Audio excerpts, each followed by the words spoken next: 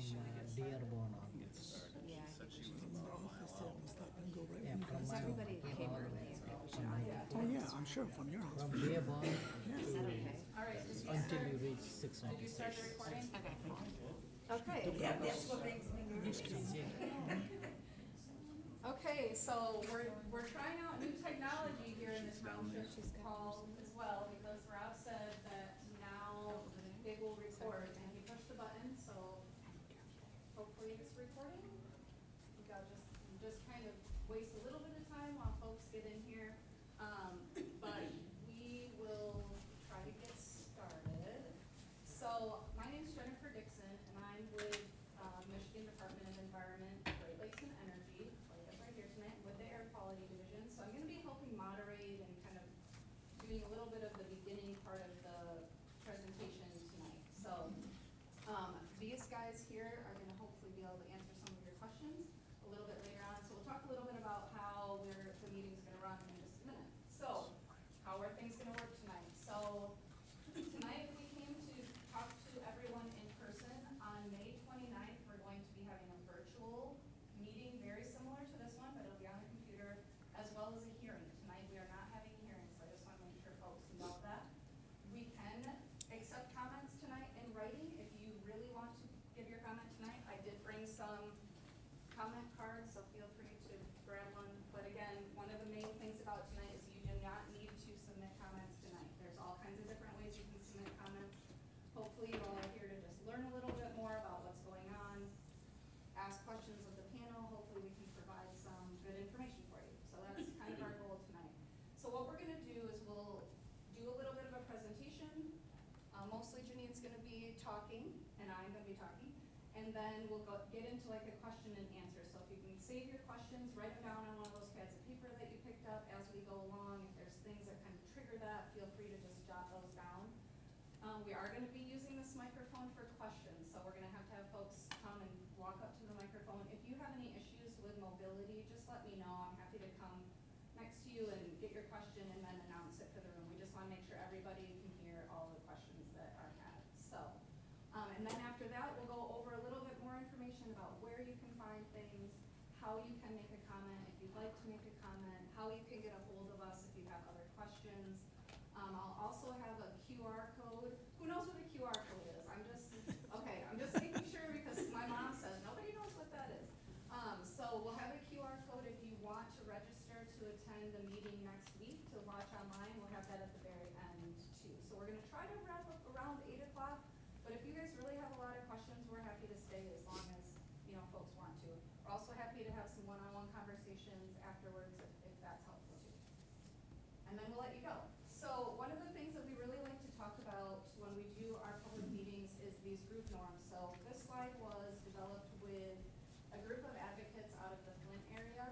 And it's just kind of set the stage about how we would hope that the meeting would go and how we'll kind of be chatting with each other. So of course we want you to listen and try to understand some of the things that we're talking about.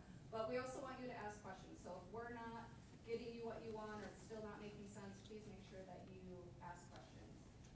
Definitely criticize ideas. We understand sometimes people aren't happy with things, but definitely not people. So if someone is in here that you don't get along with, we want to make sure we keep things cordial and communicate respectfully. And then the last one is take space and make space. And basically what we want to do with that is making sure that everyone who has a question gets an opportunity to ask a question. So not having one person kind of asking all the questions and taking up all the time. And we just want to be respectful because we're all here hopefully to learn something. All right, so a little bit more about the agenda. We're going to have, my staff are going to introduce themselves here in just a minute. Then we're going to get into that informational session. So like I said, we're going to talk a little bit about the background, why we're here today doing this enforcement action conversation, what that means. We'll talk about some of the details of the consent order. So it's pretty lengthy and it's a legal document. So we understand, sometimes you read that, sometimes I read it and I go, I have no idea what that is. So we have some copies of it. Alexis had them out on the desk there. It's also online, so if you want a copy, please feel free to grab one, but that's going to be basically what that draft is what the county would be signing up for. So we'll talk more about that. Again, question and answer after that. How do you provide comments and getting more information? So that's basically the agenda. So you met me already. I'm gonna start at the end with Carolyn, so if you guys can just kind of go down, introduce yourself, let everybody know what you do for EGLE, for the Michigan Department of Environment, Great Lakes and Energy. Try not to use acronyms, because that'll get us in a bind, but go ahead, Carolyn. My name is Carolyn Parker. I'm the district engineer in the Warren District Office of EGLE, the Materials Management Division. And I basically review construction permit applications and operating license applications for solid waste disposal facilities like landfills, transfer stations, processing plants. And I'll review engineering reports that come in relative to these facilities, and I also perform quarterly inspections at these facilities. Yep, get close to the mics if you can. Sorry, Carolyn. I think we have to like maybe pull them closer to us. We're learning here, because it's a new system, so Yeah. we're learning. Okay. Well, Just try testing. testing. Testing. I think it's working. It's working. Okay. Should I Go read? ahead, Robert. No, I think you're okay. Hi, so I'm Robert Joseph with the Air Quality Division. I'm an environmental engineer on our staff. I have several responsibilities for the district as well as statewide, but for our purposes here today, I'm also a member of the Landfill Work Group for the state of Michigan, and I also receive the air quality complaints received by the district. I'm sure I've talked to many of you before, so thank you. My name is Irana Kananahali. I'm an environmental engineer. I handle this landfill along with my other facilities. Great. And Arana, you work in which division? Air Quality Division, Southeast Michigan, Warren. Great. My name's Janine Camilleri. I work out of Lansing. I'm the Air Quality Enforcement Unit for the, yeah, I said air quality, right? I'm the enforcement supervisor for our unit in Lansing, and our staff person, Jeff Rathbun, he was the enforcement specialist on this case. He's not able to be here tonight, but I was involved in almost every meeting with this case, helped to draft the consent order. So I'm working along with some multimedia enforcement action, so Air Quality Division and Materials Management Division work together on this enforcement action. Good evening, I'm Greg Morrow with the Materials Management Division of EGLE.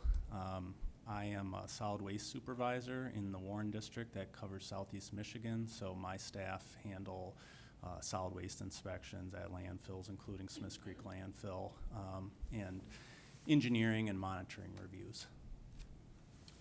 Hello, everybody. My name is Aaron Darling. I'm with the Materials Management Division. I am the district geologist assigned to Smiths Creek, and ultimately I conduct inspections in terms of Part 115 rules and statute, and then am responsible for reviewing hydrogeological monitoring data and plans of the sort. Okay, so that was a lot already, right? But now you kind of met everybody. We'll talk a little bit just around why we're here tonight. So what are we discussing?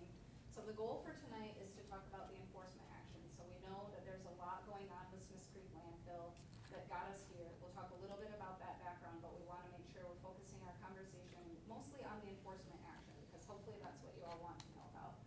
Like these guys mentioned, this is an air quality and a waste enforcement action. So we work together, this team worked together to develop this with the county. They'll talk more about how that process works, because it's important to understand the enforcement process so that you can kind of understand how we got here. What is open for public comment? So that's a question we get a lot. So before we even get started about hearing more of the details, everything in the consent order is open for public comment. So if you have a comment on something, if you have a question on something, you can definitely submit that. Like I said, we're not doing a hearing tonight, but hopefully this information will at least get you to a place where you know what you might want to comment on, if you do want to make a comment.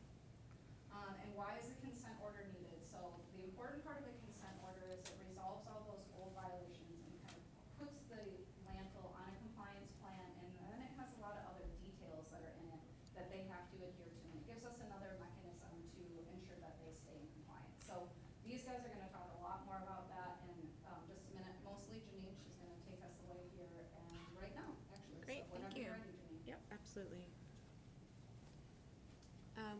We wanted to start off the conversation tonight just to give an enforcement timeline. Get closer to your microphone. Okay, I'm just gonna talk louder. Okay, because we're all like this and it's kind of awkward. So this, and I think you all know more than us when this all started because you lived in the community and you know, were getting on your phones, you know, filing complaints, calling Robert. So the timeline that we started to log a significant number of complaints was in September of 2023. And then we started doing investigations and inspections, Air Quality Division and Materials Management Division. And we issued our first violation notice in October of 2023. We continue to do investigations and basically go forth and working together to evaluate the landfill's compliance with air quality and materials management requirements. So from the time period of October of 2023 to July of 2024, we were issuing violation notices to the landfill. Is that just for, I'm sorry, is that just for odors? What was the main violations for? There were a variety of violations, and we're gonna talk about each one of those. But they did start off, the initial violations were related to odors. And then we started to look at the root cause, you know, why are we having gas odors in the community? And then we were investigating, you know, looking at the gas collection and control system and looking at other parts of the landfill just to make sure that they were in compliance, the county was in compliance with the rules and regulations. So then we started to issue additional violation notices. We did, based on the, I'm sorry, I hit the wrong button. Based on the significance of the violations and the number and the nature of them, we did decide to refer the county to the enforcement team, and that's when we started our escalated enforcement action in March of 2024. Shortly thereafter, we started having enforcement meetings with the county and explained to them that we were going to need to resolve these violations with a consent order where they would have to commit to a compliance program, which we'll talk about in detail, as well as pay a penalty for the violations. We did have a period of time you see on the timeline there where we did, from July to now basically, we were working on negotiations on the consent order. And now we're here in front of the community. We started the public notice and comment period on April 22nd, and it goes until June 6th. We have our first meeting tonight, and then we'll have our virtual public hearing on May 29th. We also just wanted to start with just a schematic and a visual of the landfill, just to kind of, you know, start off with everybody having familiarity, which I'm sure you guys are somewhat familiar with, as well as our inspectors. I wanted to give a little bit of background on the enforcement process and let you know about the work that we do that kind of got us to this point tonight. So essentially, our role in the Air Quality Division as well as in the Materials Management Division is to conduct inspections and to respond to complaints. As we were doing that work with our district staff, in this case, we did determine that there were violations that were occurring at the landfill. We did cite those in violation notices, and the landfill did have an opportunity to submit a response to those violation notices, and we had that kind of back and forth where we were evaluating their compliance, they were responding to our violation notices, and we were determining if, based on what we were observing, if the landfill was going to get referred for enforcement. Ultimately, we did decide that they needed to be referred for enforcement, and we issued an enforcement notice. We did proceed to have enforcement meetings with the landfill, and now we're at the public comment period. So I'm not hitting the buttons properly. No, I think you're fine. Okay. So what we want to do now is give the community an opportunity to, you know, ask questions tonight, to provide comments. We will be evaluating those comments and determining if there will be changes made to the consent order, and then at the end of this process, we will issue a consent order to the landfill that they will be required to follow. I wanted to talk a little bit about this contract that we have, and that's the consent order. And that's what it is. It's essentially a legal contract between two parties, really, EGLE and St. Clair County. And we have a legal process to resolve the violations that we alleged against the county, and we resolve those violations through the consent order. And that's why, you know, I think we said the consent order is pretty bulky. There's a lot of information here, but it's really important that we foundationally lay out all the violations and then have a commitment for the landfill to take corrective action. Some of those they've already done, others they're going to continue to do to ensure that they remain in compliance through the length of this order. And it also includes penalties as well as stipulated penalties for future violations. This is a legal contract that's also reviewed by our attorneys, and then it's signed by all the parties. We wanted to kind of lay the foundation before we talk about the enforcement action, just to first go over the violations at Smith Creek. Like I mentioned, we started receiving odor complaints from the residents in September of 2023, and then we proceeded to evaluate those landfill gas odors. And we did verify that they were off-site on multiple occasions by Materials Management Division and Air Quality Division staff. We also documented numerous nuisance violations based on our observations, and we issued violation notices to the landfill based on our observations. As I had mentioned earlier, because we were documenting these violations related to landfill gas off-site, we wanted to figure out why this was happening. So we evaluated their design of the gas collection and control system, whether they were maintaining it properly and operating it properly. And we did determine that there were violations related to the gas collection and control system. A lot of those violations are pretty technical, but we do have our staff here tonight to answer questions about them. But we documented quite a few violations of the gas collection and control system because we wanted to get to the root cause of what was causing the odors. We also documented in last summer that the sulfur remover system related to the supplemental flare wasn't working properly. So those are the main violations that we're resolving in the consent order. One key component of the consent order is a compliance plan. And so what a compliance plan does is it's a commitment by the landfill to make upgrades to the landfill, to continue to ensure that they're complying with their materials management permit, with their air quality division permit, with our state and federal rules and regulations related to landfill management, as well as ensuring that they're not having nuisance odors leaving the boundary of the landfill. So it's really critical in this case that we work to negotiate a very robust compliance plan to make sure that when we came to you guys today that we could say, these are all the steps that the landfill has either taken or will take to prevent these violations from happening again. So that's kind of the intent of the compliance plan.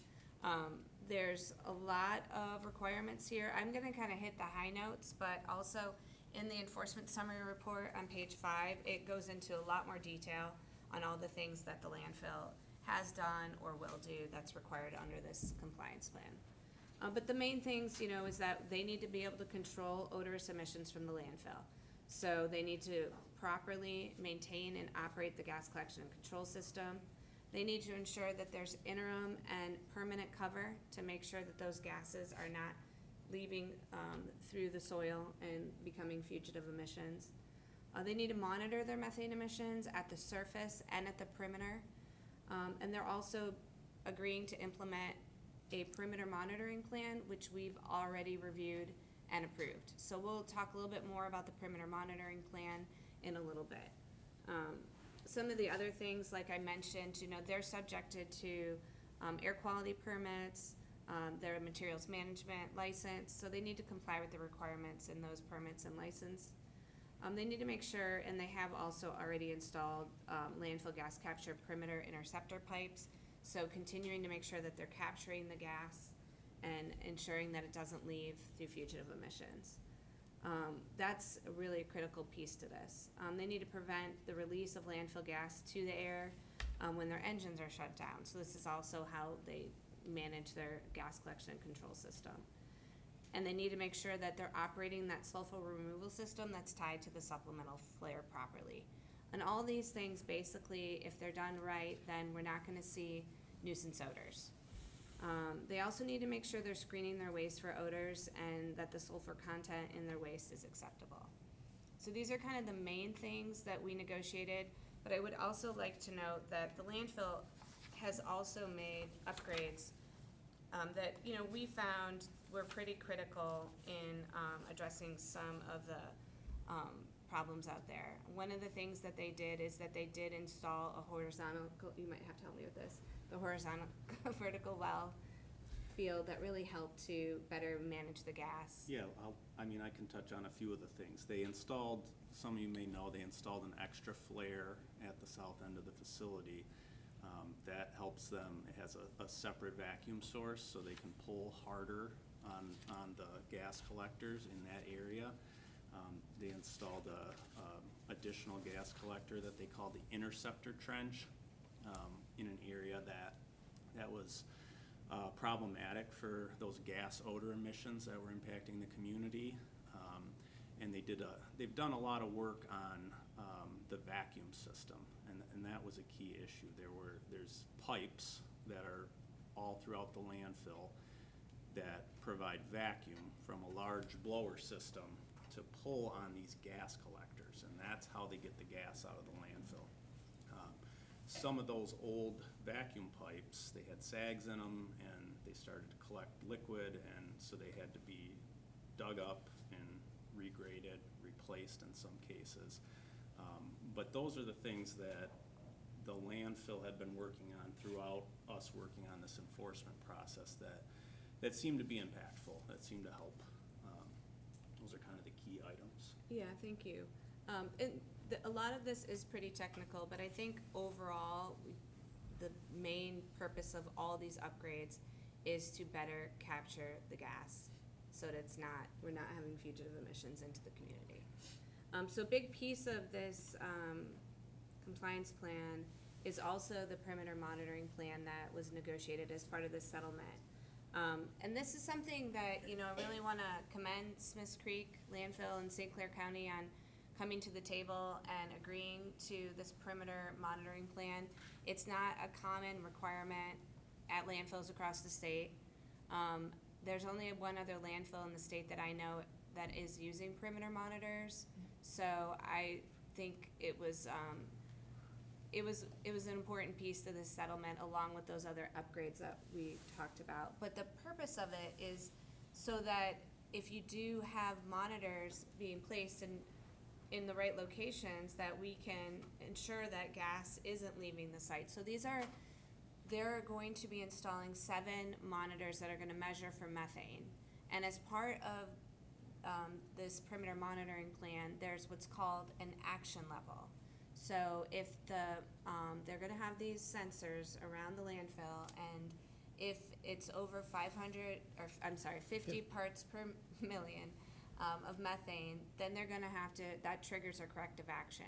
So that's going to be a real critical part that they currently don't have. It's not just like we're collecting data, but there's actually a trigger to do something if the monitors are detecting methane emissions over 50 ppm. So that's another piece of this. I also wanted to mention, in addition to the perimeter monitoring, they're going to be doing surface emission methane monitoring, additional requirements beyond what's required by the federal regulations. So those two pieces are also a big component of the settlement to ensure that they're measuring methane at the surface level as well as along the perimeter.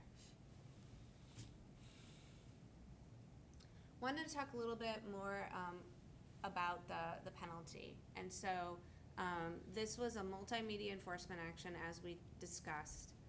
So we have 2 divisions calculating a penalty in this case. And each division has their own statutory requirements around penalties, as well as the different policies that we follow. So in this case, we looked at the penalty is calculated based on the violations that we alleged in the enforcement action. So the nuisance odor violations, the violations that we alleged related to the gas collection and control system, also the violations associated with the improper operation of the sulfur removal system. So it captures the violations that we alleged in the enforcement action, and there is a negotiation that occurs with the penalty. So this was the agreement that we could reach with Smiths Creek, and it's consistent with how we calculate our penalties across the state. And in addition to the upfront penalty that the landfill is required to pay, they also are subjected to stipulated penalties if there are future violations under the order. So the order is a 4-year order that they're gonna be operating under it. So if there are violations, like I explained, all those compliance plan requirements, if they violate any conditions of the compliance plan in the future, they may be subject to stipulated penalties. And this is a big part of, why we're here tonight. It's the complaints that the community raised, and please continue. If we are here to respond to complaints. If you have concerns, continue to contact us. We will continue to respond to and investigate complaints even after the consent order is issued. And if additional violations are warranted, we'll be issuing those violations. I wanted to talk a little bit about supplemental environmental projects. This is not included at this time in the enforcement action, but we have already received some citizen questions or comments about supplemental environmental projects. So just wanted to provide just a short overview if you've heard about them and wonder what they are. Sorry, I just got all tied up there. Supplemental environmental projects, they're a voluntary agreement between us and the party that's associated with the enforcement action. So the benefit to these projects is that they can be included in the enforcement action, where a portion of the penalty can be used for a environmental or public health project that the intent is to, address the concerns of the community or the environment or ecosystem who were affected. So it's not required, but it is something that can be included. And the nice thing about the supplemental environmental projects is that a significant portion of the penalty can be invested back into the community.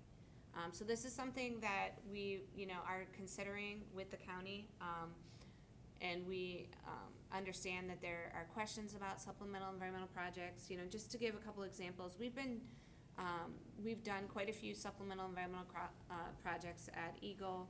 Some of the ones that we've recently done with the Air Quality Division, we've looked at improvements in energy efficiency at facilities. We've planted trees to buffer pollution. A couple of schools, we've put in air filters, like schools that are near industry. We've put in filters at their school to improve the indoor air quality for the students and the teachers. Another one we've done is where there is a facility where they're collecting, monitoring data, but that data isn't being shared with the community, that we can do like a public website where that monitoring information can be shared with the community in real time. So those are just some examples of supplemental environmental projects. Again, it's something that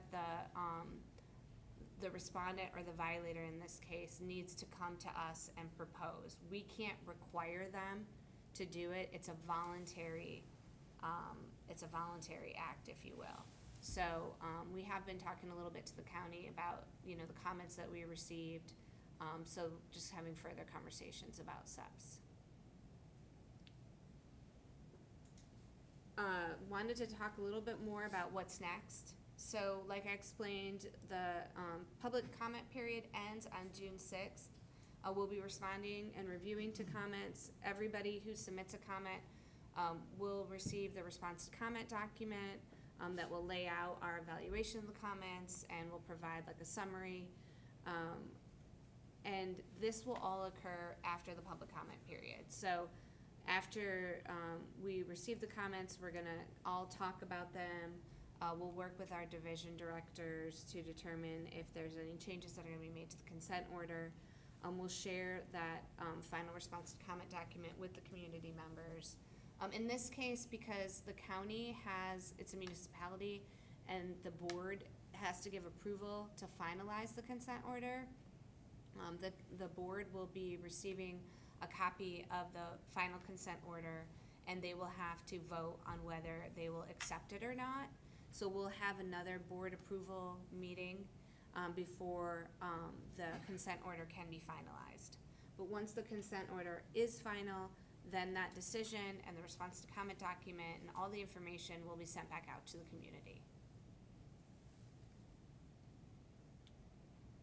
So All I right. think, hopefully I didn't go too fast. And really tonight is, we want to hear from you. This is the purpose of being here. We really appreciate everybody coming. We have lots of time for questions. I know this is a lot of information, so. Yeah, no, thanks Janine for walking through that. I see a lot of people taking pictures and trying to write stuff down. If you gave Alexis your email address, or if you get emails from me, do people get emails from me, Jennifer Dixon, you get my emails, at least some of you? Now you've signed your name, you probably get more, so sorry about that. We try to communicate about things going on at Smiths Creek as much as we possibly can. We can send this presentation out to folks. If you would like it, we're happy to share that. This is, it's all public information, so if that's helpful, I don't want you to be panicking that you didn't catch the information. So if you have an email and you would like it, we're happy to send that out. We'll just kind of send that out to folks that were here. But we are in the question and answer period, so again, you'll have to come up and ask your questions over here. I don't know if you guys all want to stand in a queue. That might be awkward or hard to stand, but if you want to kind of come up one at a time and ask questions, we're happy to do that. I'm just going to kind of moderate the questions if you all have them and make sure that we get to the right staff people here. So anyone want to be first? Okay, come on up. Is there a time limit on the question? No, this is, so if you ask more than one question, I'll try my best to kind of parse them out. But as long as we don't have everyone wants to ask a question right now, feel free to ask a follow-up if you have one too. Okay, so basically, it's a little bit of the questions, there's like 3 major questions. Okay. So basically, I live right on the doorstep of the landfill there. I'm right there on the corner of the entry. That's my house right there on the Okay. corner. And your timeline helped out a lot because 2023, we were looking at that house and we were like, okay, do we buy it? Yeah, we do a lot of fishing. I grew up in Marysville and St. Clair doing a lot of fishing with my grandparents. So we were looking to move out here. 2023, okay, yeah, we're gonna buy this house. So we bought the house, no problems. Then all of a sudden we started getting into doing the yard work. And this was right after that 23 time when we bought it. We had to put a lot of work into it. And the odors were just, how could I say it? They were just trashy. I mean, it smelled like literally somebody opened up a trash can that's been sitting in the heat for 6 years, and they opened it up and it's just filtering right into the house. We couldn't even really do yard work. We stopped, and I think you had a representative. One of the air people came out. Robert maybe, or somebody? I was somebody that came out. They met me there. I was cutting the grass, and I said, you can come out here anytime you want. You don't need my permission. You come out here anytime you want. And I said, what would you rate the smell? And he says, well, it's about a 3. And I'm thinking, about a 3? How do you gauge, according to your meters here, to this thing, the air quality index, what did it ever reach? And how do we know what level that actually reached to? Because there would be nights, everything would be fine, and all of a sudden you wake up and you just get this putrid stomach feeling like you're getting sick. And you can notice the odor, but it wasn't really bad. Then you go outside and it was terrible.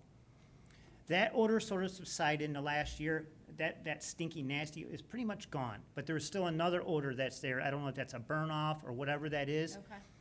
That's not really bad. It's not really putrid, but it's still there. To me, where I live there, it seems like when there's no wind, I smell it all the time. West wind, not so bad. Sometimes it just depends if it hits the east, the east and the west winds. And then in the future, you said you're going to put these things up to monitor. I don't know how you're going to be able to do that because if there's no wind, the smells just generally stay there and they drift. And they just drift like fog. They don't go nowhere. And sometimes when there's no wind, that's when you get the most parts of the odors. So I don't know. Well, do you care if we talk about that a little bit? Yeah, go right ahead. So you grab the magnet, thank you for doing that. So that's something completely different than our odor scale. So what Okay. that is like, if the air outside, generally speaking, so think back to when we had the wildfires. Lot of smoke, really bad air quality, that's what that is gauging. Doesn't Okay. have anything to do with the landfill, it's like your general outdoor air Okay. quality. So if you go on your phone, on your weather app, you'll see like the AQI, that's your air quality index. Orange or above, bad, Right. right? But talking about how we look at odors and how we measure odors, we do actually have a scale that we use. So I'm gonna have Robert talk about that in just a second. But Okay. we do actually have a scale that we use, so he can kind of talk about how we do that. That's why you got the 3. So it's a 3 out of 5. 5 is the highest that Okay. scale goes, so I'll have him talk about that. But I do wanna say, like Janine just mentioned, if you are still experiencing odors that are bothering you, please call us. Well, Don't it's not feel that they- like yeah, it's you not have to that- like sit in it Yeah, or. it's not that they're really Yeah. bothering, it's, number 2 thing is where I'm getting just to my final, I Sure, don't know if it's a yep. question or not, but it's, I had family over for Christmas, okay? Okay. And we're sitting there talking. And me and my wife like, well, you know, we might not have much of a will, but we have this house, so when we go, either one of the kids, the kids can take it over, or, you know, sell the house and go from there. And my one son, he's like, well, I wouldn't live in this place. I can't stand that odor. And the odor wasn't even really that bad for us, because I don't know if we're used to it. But like, even if I were to go to sell that house, and this is where it triggers me the most, if I were to sell that house, I literally have to do it on a wind direction day. And that, if I would have knew I had to do that, I know common sense tells you shouldn't buy a house on a landfill, I get that. But I didn't think it was gonna be to this extent. Now, I don't know what happened to the reason why, because it was never like this bad. When Yeah. I drove through the neighborhoods, I did some yard work for people out here, it wasn't that bad. And then all of a sudden, it got terrible, and it got terrible in a hurry. And it, like I said, that putrid smell's pretty much gone, I don't get that as bad. I get the other carbon smell, and then over the weekend, I smelled a chemical smell. And I don't know what that was, but it was definitely a chemical, because you could feel it around your lips. It wasn't really bad, but it was something there. And it was coming right from the backyard. You know, my backyard is a railroad track, so there's not much distance there. The only thing I didn't do is I didn't write down the wind directions, which I should have done, but I know the wind was blowing because we've been having nasty weather all winter here, so it's really hard to gauge, you know, that. But that's basically where my problem sits. I get it that you're gonna give them a fine, and I get it that they're gonna do things to help the community out, which is fine. But there's people that own houses, and that if they were to go make a move, I don't even think I would be able to get the investment out of the house now Yeah. that I put into it. And I think it's, you know, it's not because of what I did to it, it's because if I don't sell that house, and I don't even know what kind of person I would be selling that house to somebody when the odor's not there. I don't even think I would do it, honestly. But yeah, that's my main concerns, Okay. and I've gotten your emails plenty of times. Okay, And sorry. Yeah, no, that's good, that's fine, I definitely appreciate it, but those are some of my main questions. Yeah, I no. have noticed a difference, I Okay. have, so I want, Well, you poked fun at yourself a little bit, like who buys a house by a landfill, but a lot of people do, so Yes. don't like feel like that Right. was something, you know, bad. A lot of people do Right. that. That, again, I just wanna say that if you're experiencing odors, Mhm. it, just because you live by a landfill doesn't mean that you should Okay. be impacted by that. So definitely give a call, but I do want, Robert, for you Okay. and for like everyone else, to kind of talk about, you know, what do our air quality inspectors do when we go out? We do use this scale, and it's very much so that we're looking at things almost like in a weirdly like equitable way, so that we're assessing these odors the same way when we go out, so that when we do issue these violations, it's for a reason, right? So, do you mind, Robert, just kind of talking about the scale and what you do because Robert gets most of the complaint investigations, although he was out for a little while on paternity leave, so we did have some other folks from that office taking over, but he does the majority of them. Okay, so as some of you may know that when I've spoken to you regarding these complaints, we have a 5-point scale that we use when we come on site, right?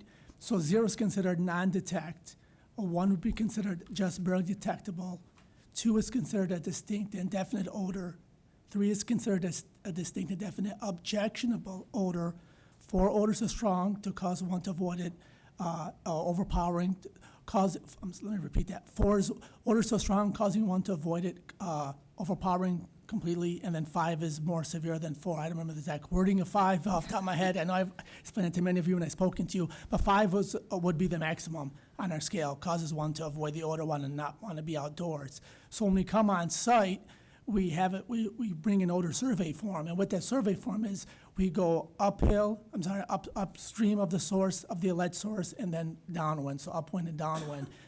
The regulations are written as such that when we conduct our investigations, we maintain the human element, right? Because we don't come out with any sophisticated equipment that requires calibration. We just use our noses, right? Because like you're out in the yard, you want to be able to smell what we're smelling and vice versa, right?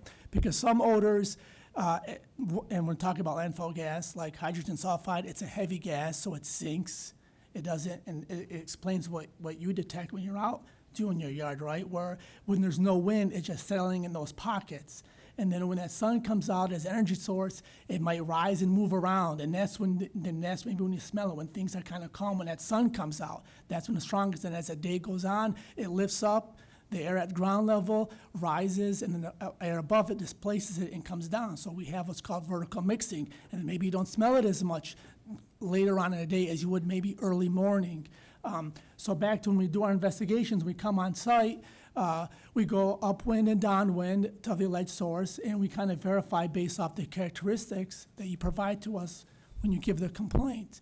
And based on our experience and our training, we assess if it's a 0 to 5. Now, what our protocol is, it has to at least be at level 3, which is distinct and definite objectionable odor. You know, 1 to be causing unreasonable interference with one's comfortable enjoyment of life and property. So if you're outside doing yard work, that would be, you know, it's interfering with your comfortable enjoyment of your life. You're outside walking your dog or having a barbecue. So we come on site and we want to be able to look at intensity, duration, and frequency. Now, we know what intensity is, right? Because that's what I referenced in the scale, 0 to 5. The frequency is how often is it happening, right? How often are you detecting it? Is it, you know, once every 5 minutes? Is it once every, 2 minutes? And then the frequency is, duration. So the frequency, how often it's happening, and then duration, how long is the odor lasting? Are you smelling it for 10 seconds every minute, 10 seconds every 5 minutes? So I think when we look at those, intensity, I think, is the biggest one, right? Because if you smell an odor that's, let's say, a level 3, 4, 5, and you're smelling it throughout the hour, that's going to cause you to want to avoid it. If it's an odor that maybe you smell for the duration of 5 minutes, but it's very strong and you're out there for the entire hour, you may be like, okay, it's bad, but it's gone now, I can continue my work. So when we look at the odors, it's always intensity, I think, is a big one to me when I'm on site. And then how often is it happening? Because even if it may only last for 10 seconds, the duration, if it's happening every 5 minutes and you're out there for an hour, that's enough for you not wanting to be out there. So we take our odor survey form, we are on site maybe. Typically, we like to at least be on site for up to 60 minutes to get a good idea. And we kind of whenever we smell these odors, at maybe 5 minutes, every 2 minutes, we document it on our odor survey form. And based off of that, if we have enough 3, 4s, and 5s, and I have to believe, I'm assuming you probably met our audit team. You might have met Mike or Gina. Yeah, he was a young fella. Yes, so He came outside. So if you're smelling, in most cases, if you're smelling at least at 3, 4, 5, so are we. So when we assess that, if we're getting 3, 4, and 5s during the course of our investigation, that would warrant a violation notice to be issued to the landfill. So I know I kind of spewed out a lot here to you and kind of gave it to you. No, that's good. No, but thanks for I don't doing know that. if you have a follow-up, follow-up There was questions. one other thing that he mentioned that I think is worth talking about too, just for everyone. One of the things that you mentioned was it was on a weekend. So as you probably know, we're not in the office on the weekends like most people, but we do have a pollution emergency number. If you're smelling odors on the weekend, we would encourage you to use that number and still call us and let us know. Robert will work on the weekends if he needs to, our other staff will, so we try to get people out there. We don't always right away, but we'll definitely follow up with you. That's a really important part of our job. And like Janine said, even now once this is finalized and we go through this, this whole timeline process, if you're still smelling it, a lot of times people feel like I shouldn't call, or I don't want to bother someone, or it'll go away, or whatever. Don't give yourself an excuse not to call us. It can be fatiguing when you have odor concerns to continue to call.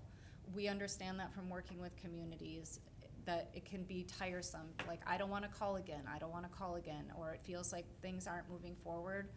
This right here, why we're here tonight, is why we encourage people to continue to call. We can't resolve issues like this if we don't have enough evidence to do so. So, again, just want to encourage folks to call. Any other questions on kind of what we just talked about here? Maybe that's a good direction to go, and if not, if there's any other questions. You'll have to make your way up to the microphone, I'm sorry. Next time, we're gonna get a little, travel microphone for Rob to have here at the township. That will be, and then I'll scurry around, but I would probably trip and fall, which has happened before. Hi, I'm Sandy. Hi, From Sandy. Wales Township. I might have a couple more questions after That's okay, the yeah. discussion. But one of my questions is EGLE now the overseer for the entirety of the contract until 2040, or 4 years due to the consent? Because right now we don't have an overseer. Obviously, there's been so many problems that haven't been taken care of. And now I'm just wondering, are you going to be overseeing this for the entirety of the contract for the landfill, for the bioreactor? So, Greg, I don't know if you want to talk, are you speaking about the license or the consent order? Right, 'Cause right now it's that a you're little bit kind of different. overseeing everything right now, that there's problems that have been brought to your attention. So I'm wondering, after the 4 years, due Oh, to I the see what you're saying. consent, who's now going to oversee? Are you going to continue that for until 2040, I believe is when the contract ends? Or after 4 years, you're just going to wait for the residents to call? Yeah, so Janine can talk a little bit about the consent order and how it doesn't just expire after 4 years. There's, certain criteria that they have to meet. And then I'm not sure what the 2040 date is, but Greg, if you want to speak to that a little bit. No, I'm not sure what the 2040 date is, but I guess what I would like to say is that EGLE, we have permits, both air quality and materials management division permits for this landfill. And so we have a kind of a regular involvement with inspection, and that will continue on beyond the end For of the the life of the consent landfill, order. right? Right, so as long as the landfill's operating and even after it closes, we have an obligation under state law to conduct regular inspections.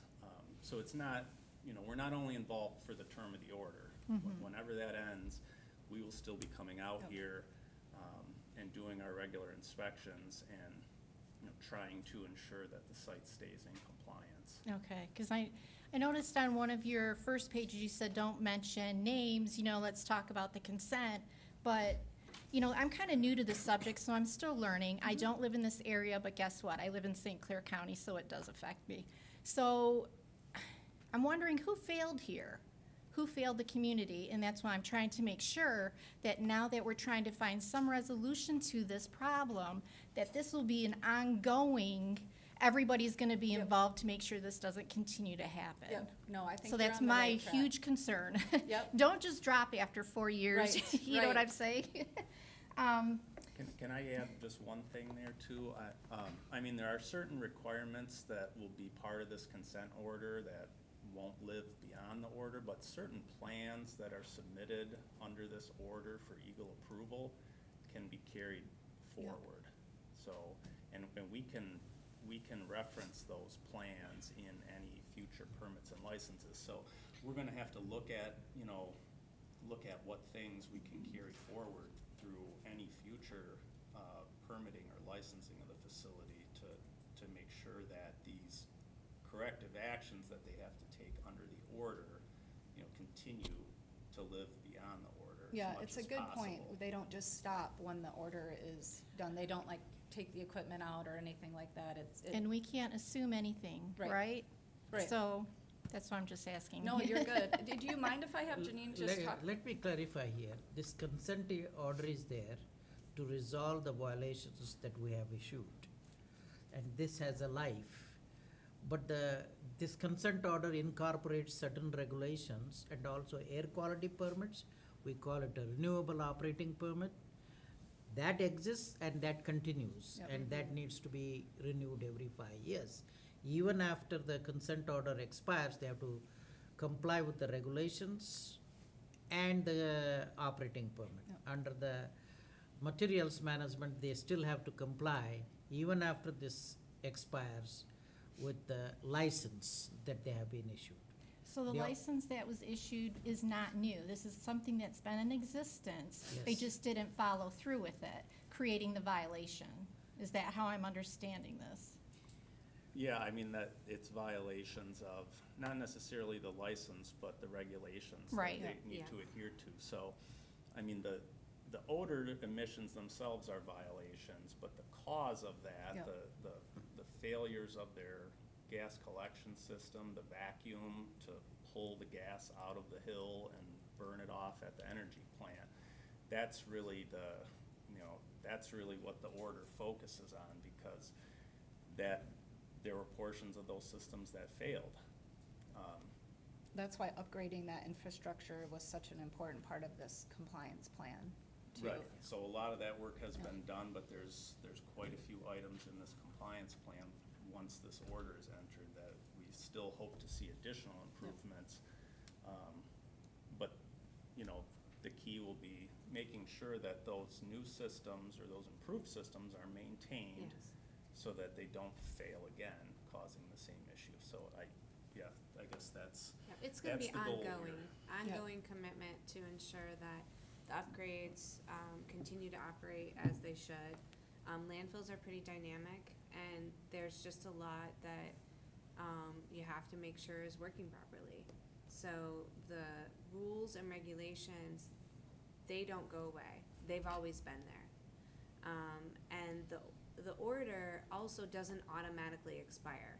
So if, the landfill is in compliance with all the requirements in the order, they can request a notice, they can request through EGLE to terminate the order. But if there are, violations or non-compliance concerns, then, then it doesn't get automatically. So there's a review process that we will, EGLE will work through to make sure that the landfill is in compliance with the consent order before we terminate it. Okay. And according to the violation that was on October 10th and 18th from 2023, I just want to clarify this, that the Rule 901 violation is further corroborated, however you say it, guys, by high methane concentrations up to, you had a reading of 45,752 ppm at M13. It should have been 500 ppm or lower? Is this, So. is this what the reading was 45,000? Robert, you can go ahead. You have information. Okay, so just to clarify, are you saying the ppm was at methane or hydrogen sulfide? Methane concentrate according to your own violation. So I So it's believe- 45,000 and it should not be above 500. Correct. Am I reading this? Because this is crazy. I don't know the exact wording of that, Yes. VN, but yes, if referring to the methane concentration, it should not exceed 500 ppm above background, yes, And at And the it was surface. 45,000. Yeah, Yes, and that was with the Did- surface emission monitor. So that's at the surface. Our other coworker was walking Mike, around yeah. with a SEMS 5000. yeah, Mike Kovalchuk. Yeah. And So- according to, I don't like this newspaper, but Detroit Free Press, right? They got a hold of FOIA, and I don't want to leave it a lack conversation here, but according to them, the company that runs the landfill, they claim that you guys read it wrong because you had a cone on the Oh. end of your monitor. I'm just Okay. like flabbergasted that we have this company running this landfill that could be detrimental to this county, and they're proving that this is what's happening. So I'm wondering, now they're making excuses. Can you explain that to me? Yeah, Well, I can't speak on behalf of the article, but, so the surface emission monitoring that occurs, and the landfills are required to do it. We're kind of going around and evaluating if they're being done properly. That being said, the cone that we use, when we do our evaluation, it's not required for landfills to use this cone. So just to be clear, there's probably they're probably, I'm not speaking on behalf of them, but, we're trying to, we use the cone because we want to be able to, the cone helps us in figuring out where the emissions are coming from. So if we see distressed vegetation, or like, I don't know, sometimes I think the ground can be like a different color, because we're trying to figure out where is this gas coming from. So the cone is really helpful in that. However, the federal regulations do not require the cone. And that's what we are applying or following. So, so just to be fair on that one. But yes, we have been doing these audits, and we did find extremely high methane readings, which was very concerning to us, and it was included in the violation notice. So there's one other thing about that might be helpful. So when Janine is talking about the surface emissions monitors, that's like on the top of the landfill. It's not outside where the people live, work, It's and play. walking in the landfill. It's walking on the landfill. So Yeah, they it's, gave an estimate of how close you were to certain sites. yep, and it can be very different. Like we talked about, what this gentleman had his questions, the landfill gas, it tends to be heavier. We don't expect that it's moving outside, but when we do see that, those kind of high numbers, we know that's an alert for us. But again, it's not outside of the perimeter. That's where those perimeter monitors are going to help, because they will trigger that action level if they go over the 50 parts per million. And we're talking a lot about, parts per, but there is that action level, which is why that perimeter monitoring system is gonna be a really important part of this plan. So two different things though, so like something that's around it, what they were doing with the 45,000 and the, we call it a SENS, when we walk around, that's just on the surface of the landfill. And the idea of that is to show where there's issues. But it should not have been over 500 regardless of where you took that reading, correct? I'm not sure about that. So, but- The the 500 is the action level. Yep. It's not really a violation. That's right. But there may be some crevice or path in the landfill. Yep. Gas started leaking, and that's why at that location it was 4,500. But that doesn't mean it's everywhere 45. 45,000. Yeah. 45,000. Yeah. So we detected that. Yes, they challenged that we shouldn't be using the cone, but the regulations don't require that we should use the cone. That is their basis. Yeah, I'm not arguing Yeah. about the cone. No, you're If you're fine. getting a reading, you're getting a reading that's is crazy amount. I mean, Right. I just wanted to clarify that, because I'm like, it's stating this here in several different things that I'm reading, and yeah. Hey, Jen, I know we're kind of using some technical terms. I just wanted to, does everyone kind of know what a part per million is? If, to give you an idea what a part per million is, I guess the best representation would be like if you take 4 drops of ink in a 55-gallon drum. That's kind of 1 ppm. So 4 drops of ink in a 55-gallon drum is kind of considered as a visual for what 1 ppm is. So that's all. But this hydrogen sulfide, you can smell at 10 or 15 parts per billion, not a million, billion. So in other words, he's saying it has a very low odor threshold. Some compounds, they have to have a high concentration for you to smell it, not for hydrogen sulfide. It could be very tiny, as like when you take it in your yard, and it can be overpowering to you. If I could also add really quick about the surface emission monitoring, so they are going to be doing more monitoring that's required under the order. So They that's- will be. Yes, yes, they will be, and they already are. They have been doing. They do it on a quarterly basis. The surface emission monitoring. They're going to be doing additional monitoring with a drone as well. So one of them is like with a human walking around with a device. The other one is with a drone, and the drones can be very effective too, because they can kind of. It's just another way of checking to make sure that the surface emission monitoring is done the right way. So they'll continue, they are doing those, and they'll continue to do them. And I just also want to be clear that under the federal regulations, if you are over 500 ppm, it is not a violation. It only triggers that landfills have to take additional corrective actions. So, Is that helpful? A little more, like it's more information. Wait. Hold on one second, sorry. Obviously, Yeah. the people that are, the company that The are county. running The right. county, yep. But Well, that's why I where was we, wondering if there's somebody gonna oversee. but that is where we come in. So that's Yes. like part of our oversight is making sure that all Okay. those plans, everything that they're doing, those corrective actions are all like double checked by our inspectors. And that's part of our process when we do our landfill investigations. Right, So, okay. yep. To me, less government's always better, I but know, when there's yeah. problems, right? Right, right. There's gotta be a little bit of oversee to an Yep. experiment. If somebody is doing an experiment at my house, I would expect, a little bit of. So the other thing, the last thing, sorry to take up No, so much you're time. totally fine. So the bill, Senator Phil Pavlov actually introduced a bill that was law back in 2011 to fast track this experiment here in St. Clair County. One of the things that they did was they took away the second liner for any type of landfills. And I'm understanding that the second liner was never placed under the bioreactor. Is that correct? So that's maybe Yes. something Greg can talk about. And why Okay. wouldn't they place a second liner under the bioreactor? That was about the time that this whole talk about bioreactors came up. I'm not quite certain, but I do know they did later establish that that second line was not needed. They said they had considered the situation and realized they did not need a second liner. They stated that because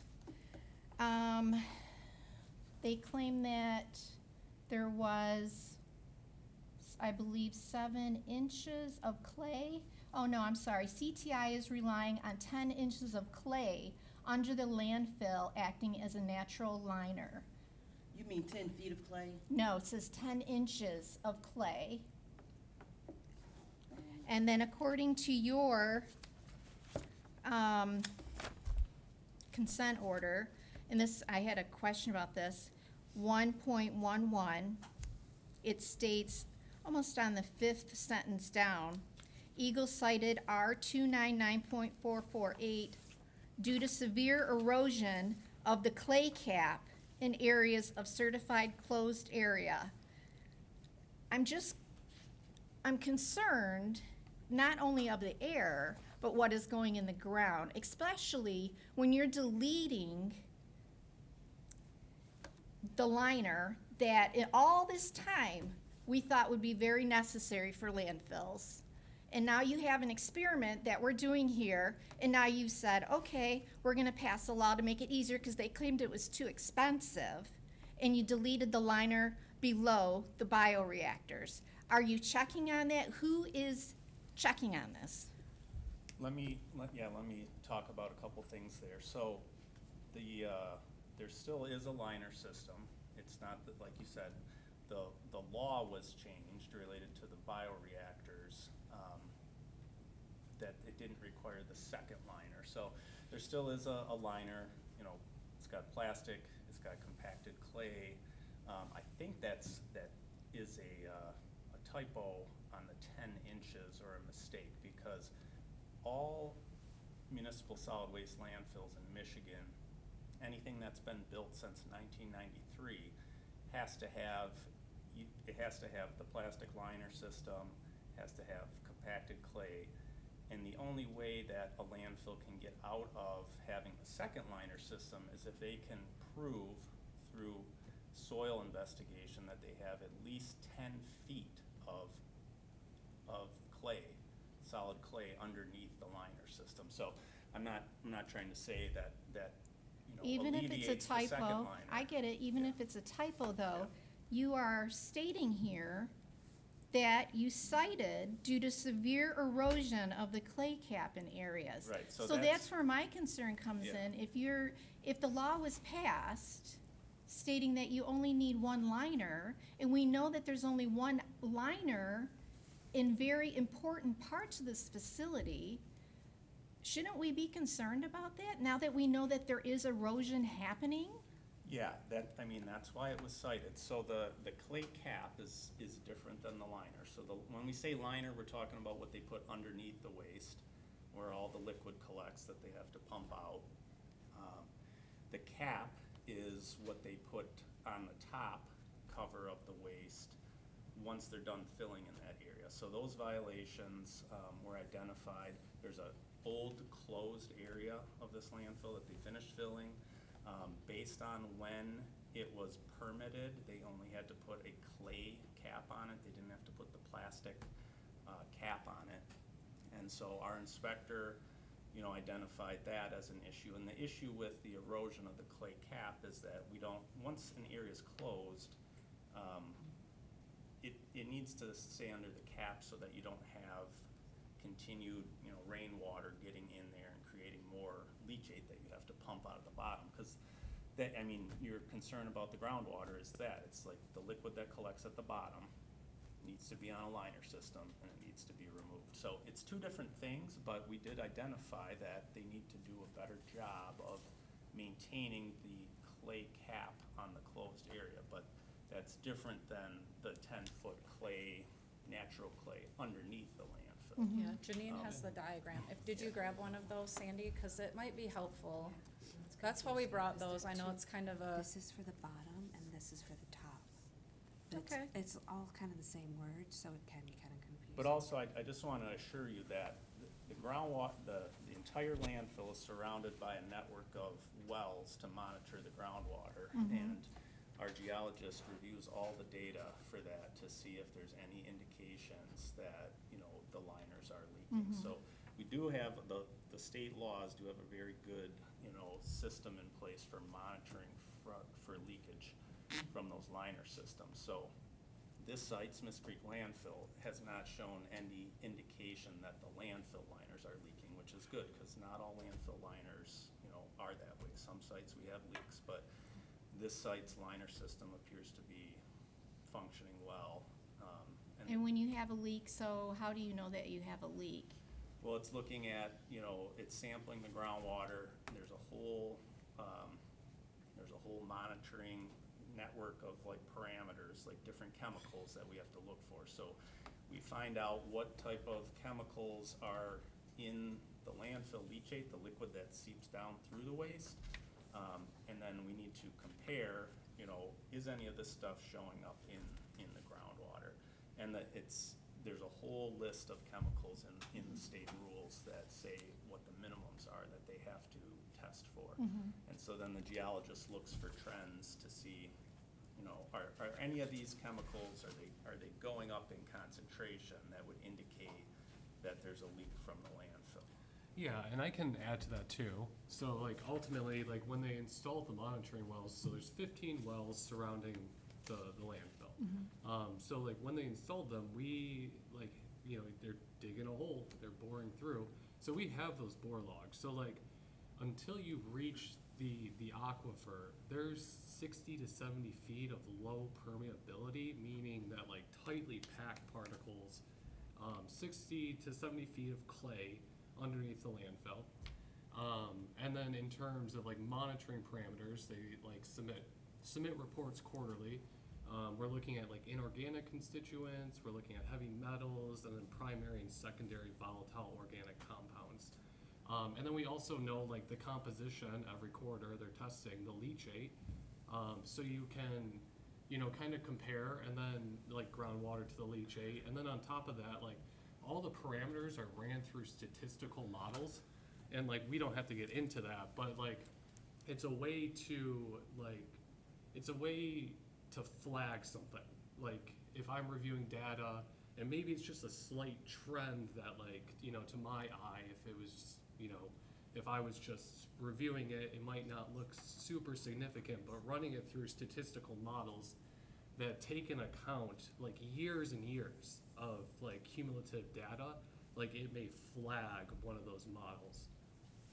Okay, I appreciate it. yeah, no, this is great questions, Sandy. We appreciate that you took the time to ask all of them. Bob, are you next? I think so. Okay, come on up. Do you guys wanted to ask a question too, right, sir? Yeah, they want to ask a question too. Okay. Good evening. I'm St. Clair County Commissioner Robert Felix for the 5th District, which includes Kimball and its landfill. I do have a bunch of questions that residents had sent to me that they're not able to be here tonight, and I will get to those after the other members have a chance to ask their questions. I just wanted to take a minute and thank Supervisor Usakowski for arranging for this, and I want to thank this team from EGLE.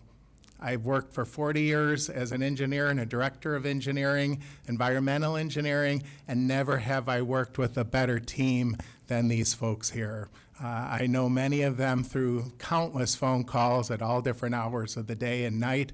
I felt so inspired by their work that I wrote a letter to Phil Rue, the director of EGLE, commending this team. And if you feel so inclined, I think they would appreciate a round of applause.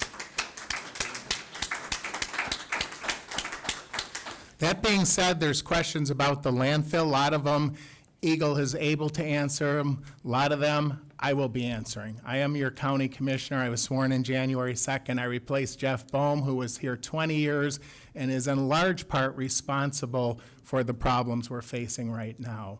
I'm working diligently on correcting them. Myself and the other 6 commissioners don't always see eye to eye.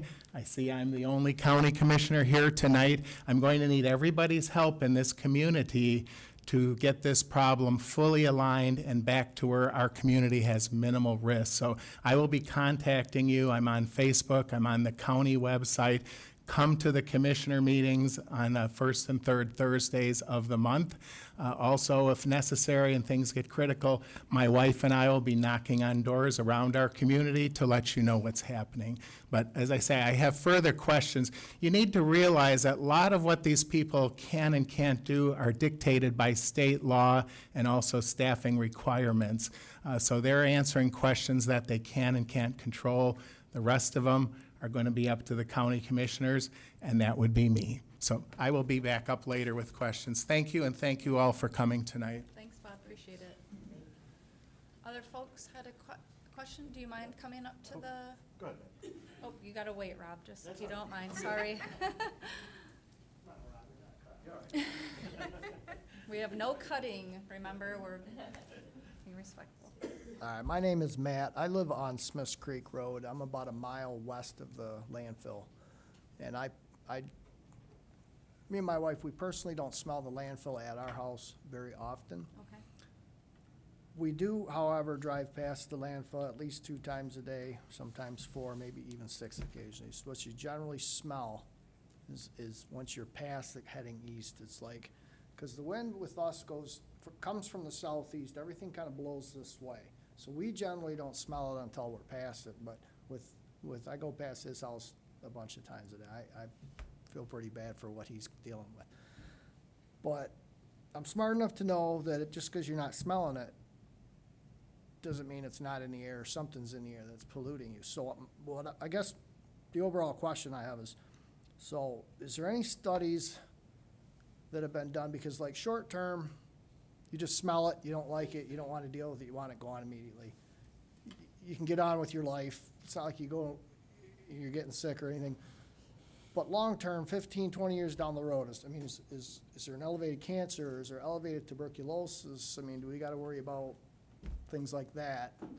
Is there websites, or do you post findings on landfills that have these issues? I'm guessing our landfill with the reactor is not every landfill across the state or the country has that reactor. So I'm guessing it's an elevated risk with those numbers that we talked about earlier. So is there higher risks to the community? Yeah, no, that's a really good question, and I'm gonna just start out right now that we don't have any of our toxicologists or anyone here that can probably more adequately answer your question. Like Janine said earlier, landfills are dynamic. They're all different. There is a lot of studies around landfills. Specific health studies for people who are generally upwind. I don't know specifically if there is one or not.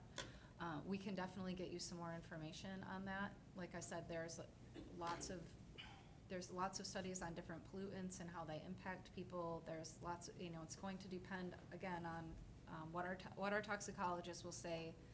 Every person is different. You all have different sensitivities, so what might impact you or your wife there might be different than your neighbor, right? I think we all kind of understand that, but definitely can get you some more information about that. We can look and see. I thought we had something on our Smiths Creek webpage that did go a little bit in that direction, but we can definitely find something. Did you give us your email out there? Yes, Yeah, okay. yeah, we did. Yeah, we can send it out to the group. It's a great question, and we just didn't necessarily think to have Yeah, one of our 'cause- toxicologists here. We're dealing with other issues where we're at, and it's like I said earlier, just because you're not smelling doesn't mean something's Right. not bad in the air. And I'm smart enough, I think we're all smart enough to figure that out. But when we do smell it, yeah, it's certainly, it's like he said, it's Yep. not pleasant. And we're generally driving down the road, so you get it for a minute. He's Well, getting and the it all good day, thing every about day. landfills, in a way, not trying to say there's a lot of good things about landfills, but the good thing about landfills is that they're big, they're well-studied, the pollutants that come off of them, we know a lot about. So, we talked a little bit about methane, we talked about hydrogen sulfide, those are two pollutants that we know a lot about. So we can definitely get some information, like Robert mentioned, hydrogen sulfide, you can smell it at really low concentrations, not at concentrations where it's going to impact you. So when we first started getting these kind of elevated complaints, more complaints back in September of 2023, I think a lot of you probably know we did do a limited air quality study out there. The purpose of that was to see if there was anything that the community should be really concerned about. So we did work with the State Department of Health and Human Services on the numbers that we were getting. Now again, very limited study, nothing long-term for years and years, but out of that study, we didn't find anything that would have been of a health concern.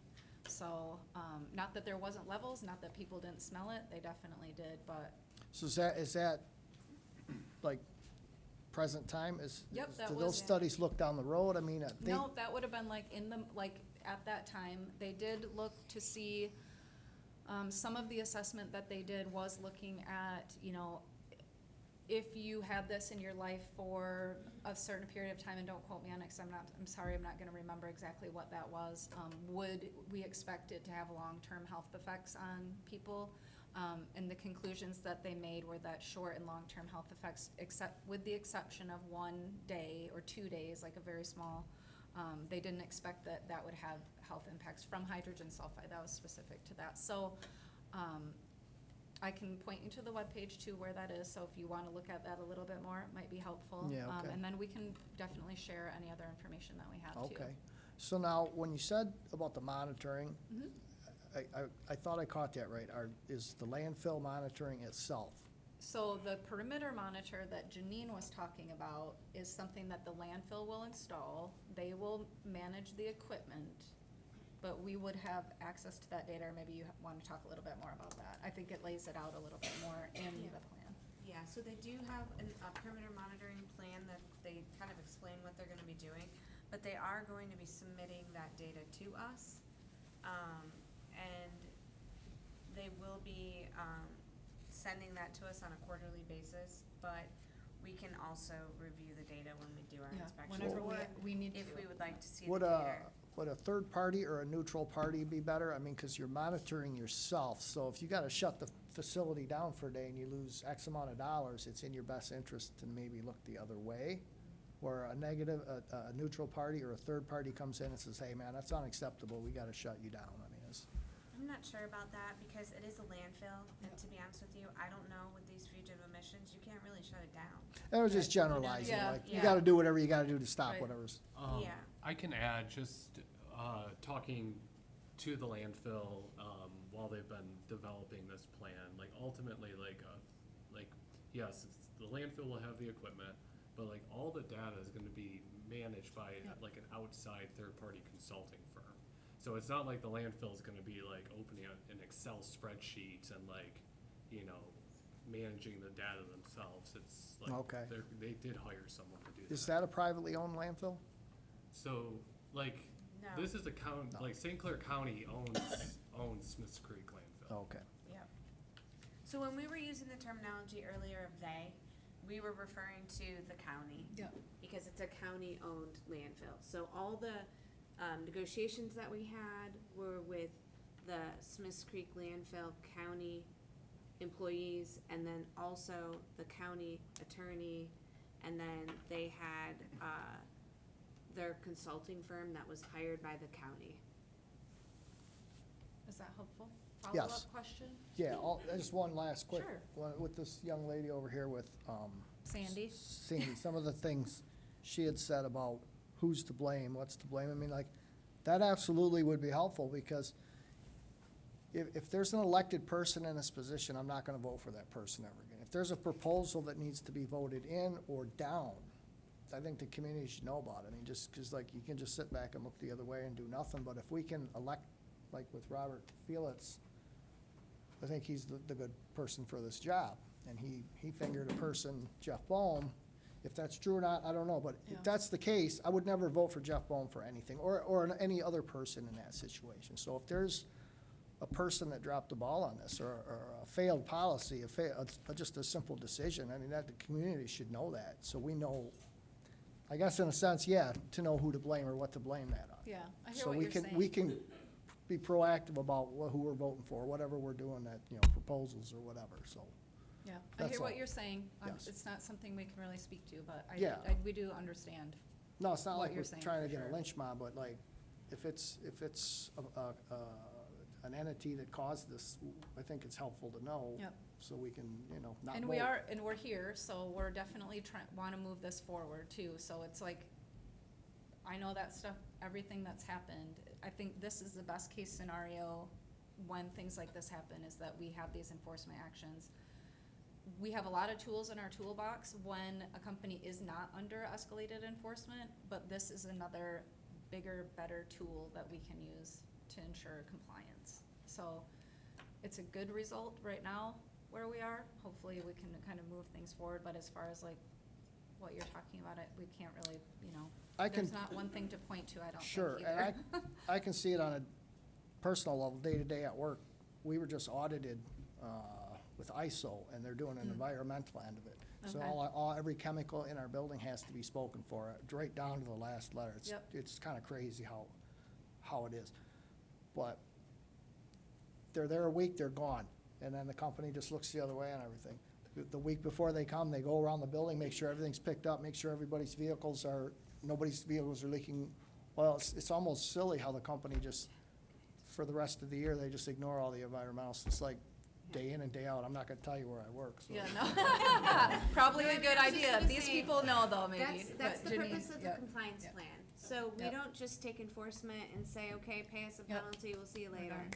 So you have to be under this contract for at least 4 years, where you're doing these additional plans, you're submitting these reports. We wanna look at the data to back up what you're doing. We wanna evaluate, come out, do inspections. So there's a lot more that this landfill is going to be required to do because of this enforcement Yep. action. And then from the materials management perspective, just to let you know, myself and Carolyn, we're out inspecting the facility every single quarter. And on top of that, I've conducted just unannounced, I Yep. show up, I do an off-site odor surveys, I'll go on site, even if it's not the formal quarterly inspection, it's we've been there pretty regularly, and we'll continue to be. That's not gonna stop after the 4 Yeah. years, that's gonna continue on. And I'm not gonna fault anybody on this panel at all.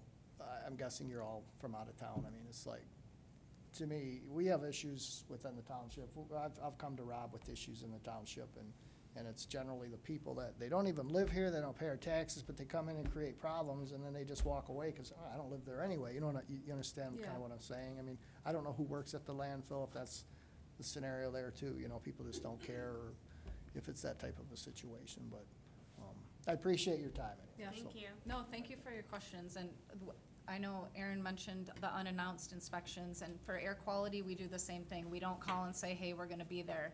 We just show up and we're like, hey, we're here to inspect, be ready, so. Other questions? Oh, yes. I know real quick. Oh, no, you're totally fine. Aaron, thank you for touching on the inspections. I'm Liz Masters from Wales Township. And I was sitting in the audience thinking the same thought, that OSHA, even on a job site or what have you, or a workplace, can show up at any time unannounced, that entity. So you did answer my question there. So I just have another quick question, the CTI, and possibly you can answer this question. Maybe you can. We're all here to learn. are you familiar with if CTI runs other landfills? And if there's been any violations that you're aware of in the last 5 to 10 years, is my question. Do you know, Greg? I mean, CTI definitely is a engineering consultant for other landfills in the state and maybe out of state too, I don't know, but in our district, they do a fair amount of work in the landfill engineering and design in southeast Michigan. So I can't really say off the top of my head. I mean, there are other landfills with violations. I just don't know off the top of my head if CTI worked on, Right. you know, the projects at those sites. Okay, I understand. And I understand why it's hard for you to answer that. I appreciate it. I can just add that if it matters to you, so our district, our Warren District Office, at least for air quality, we oversee Oakland County, Macomb County, St. Clair County, and the MMD division also oversees Wayne County. But for our district in Warren, overseeing Oakland, Macomb, and St. Clair, we have 4 landfills active in our county, and CTI only has work in Smiths Creek. So the other 3 in that tri-county area, CTI is not involved, if that helps you any. Okay, So- all right, perfect. Thank you. Yeah, thanks for the question. You guys are being so good with, with the walking up. I appreciate it. All right, pardon me, my voice cracks. I lost my voice, so it's been gone for 2 weeks. But my name is Kim Parsons Williams. I live about 1.5 miles from the landfill. I've left lots of messages for you. So I just first want to start by saying thank you for getting involved. Who knows how long we would have continued to be poisoned if you didn't get involved. So I appreciate your work. And I also appreciate the low fine that you issued the county, because ultimately, we're going to be paying that fine. So I appreciate that low fine, and I would like to encourage you to encourage the county to do something like the SEP, where they give back to the community, take some of that money and invest it back into the people that were affected by that. I also want to say something about the monitoring, the perimeter monitoring system. I don't have trust in CTI or the landfill to monitor those. If CTI was doing their job, we would have never gotten to this situation that we're at in the first place. So I don't know if you can slide something else in there where a neutral party can monitor those monitors, so that way we know what's going on. And then I know that we're under the research and development project for the septage bioreactor, and I think that that permit is going to be ending or coming up to expire the end of this year. And I would just ask that you please reconsider extending that permit. We're the only landfill that allows raw septage to be put into the landfill, and at this point, we're the guinea pigs, we're the test dummies, and I don't know, what that's going to lead to. So possibly we could get that permit pulled, maybe use something else, I don't know, but I just think that we're playing with fire with that. And that's it. Thank you. Thank you, Kim. Oh, now you can come Now up, I can Rob. sneak up, all right. First of all, I just want to say thank you for, I know this, for those of you that didn't know this is not a required meeting. The required meeting is next week, and it's being done virtually, so I appreciate that you all came out today to hear people. I think it leads to a much better conversation than the other one, and can answer a lot of different questions that people have. So I did have some things that I kind of wanted to talk about that aren't necessarily directly related to the consent order, but there was a lot of, and I've read through not only all the violation notices, but all the responses, and the kind of the back and forth that went on was at some points kind of honestly pretty childish and irritating. I thought the responses were, just arguing over who smelled what, which is really not even relevant because people obviously are smelling it. So why argue over it? But there were things in the violations and then again in the responses that didn't kind of match up. So, and by the way, I think, as a township, we have a love-hate relationship with EGLE, right? I mean, a lot of times we think they're overly invasive. In this case, I think we need you, so I appreciate all the work you do. So be as invasive as you need to be. So there were some things like I lost my spot there. testing on, certain testing that's performed on a newer cell of a landfill. You guys had cited some things, and the landfill came back and said, hey, we don't even have to test for that until the cell is 5 years old. And I'm wondering, like, on things like that, are we looking at legislation? Are we looking at administrative things that could change that would prevent that in the future? Because the reality is that that landfill still has room for another cell. I don't want a repeat of that. So, you know, when you look at things like that, are you guys looking at additional means to find protection for people in a situation like that? Yeah. Let me answer Yeah. that one. That specific issue is related to that surface emission monitoring that they have to do over the waste to check for the gas emissions. And under the federal air regulations, they're not subject to that requirement until waste has been in place a certain number of years. That is a problem that we've seen at other landfills where the waste starts generating gas sooner, and waiting 5 years is totally inadequate. So the solid waste law was actually amended back in 2023, and the changes are taking effect over these last couple of years. But that was one of the things that EGLE requested. Like, we're going through all these updates to our solid waste law that applies to landfills. What can we do to improve the landfill gas, monitoring and collection requirements? So that is something that was addressed. The legislators passed, and so now a municipal solid waste landfill such as Smiths Creek landfill has to start monitoring for gas emissions from their newer cells much sooner, as soon as 6 months after. That's good. That's good to hear. waste. All right. Another one was on gas collection systems. EGLE had said that the design of the gas collection system itself was insufficient. Yet you guys review those, right? So what is your role in reviewing that, and how could it have been, are we looking at how we could have caught that sooner, or did the landfill generate more gas than we anticipated, or kind of what was the situation there, and how can we, moving forward, how can we avoid that? Yeah. Do you want to talk to that, Greg?